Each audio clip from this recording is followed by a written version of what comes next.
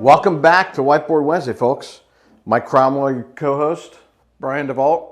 They've gotten pretty advanced these days where emails that look completely legit, I've gotten to the point where I don't even click on a link in an email. Yeah, that is a great point. The hackers, the stuff you saw 2 years ago was like, hey, send me your password, click this link. It was really obvious. Now they've got the artwork and the graphics embedded in them. They use these advanced email campaigns.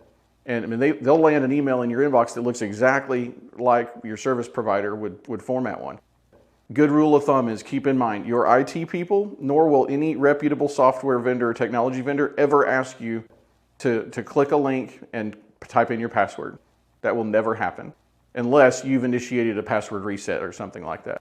But just good rule of thumb, if somebody's asking you for something via email, don't give it to them. And it's even getting into SMS these days. It is. I was talking to an industry colleague who specializes in cybersecurity, telling me about an attack on a fairly large, about a $50 million business where it was through a lot of research, it sounds like, knowing who the people are in the business, and then formulating a text message that looked like it was coming from the auditor, asking for a certain type of information. And they were able to drain a fairly large amount out of their bank account because the information looked legitimate. Yeah, I heard about a similar one where it was a phishing attempt where somebody got it looked like an Office 365 password reset. They clicked it, they put their password in. The attacker then went in and then they had a list of every contact that they had with phone numbers and everything.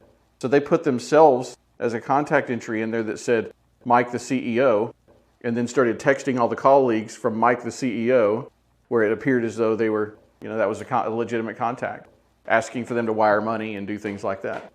So yeah, it's out there, it's prevalent, it's happening every day. So if an employee succumbs to that, it could be a ransomware attack. It could be malware that gets introduced in the environment. Any number of things. It could be a number of things, right? So if you're a business and you haven't really done these things, where would you start? And if you start with the assess and test, once you've figured out what your current environment is, how quickly can you put a plan in place to check these other boxes here? There's some timelines associated with this that are a little more lengthy because the time it takes to assess your environment and to train your people and those types of things. But 45 to 60 days, you should be able to implement an end user security awareness training program, especially if you work with an MSP. All right. Well, thanks for tuning in, folks. Stay tuned for next week. We're going to go deeper into mobility.